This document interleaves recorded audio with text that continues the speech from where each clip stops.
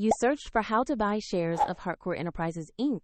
Heartcore Enterprises Inc. trades on NASDAQ under the ticker HTCR, and this video gives a simple walkthrough. This is an educational guide, not financial advice. To buy HTCR, you need a brokerage account, and we will use eToro as an example to show the steps. After registering, you will need to verify your account, usually by uploading an identity document, and add funds before you can place an order. Use the platform search bar and type the ticker HTCR to find the listing. Confirm you select Heartcore Enterprises Inc. on NASDAQ to locate the correct share.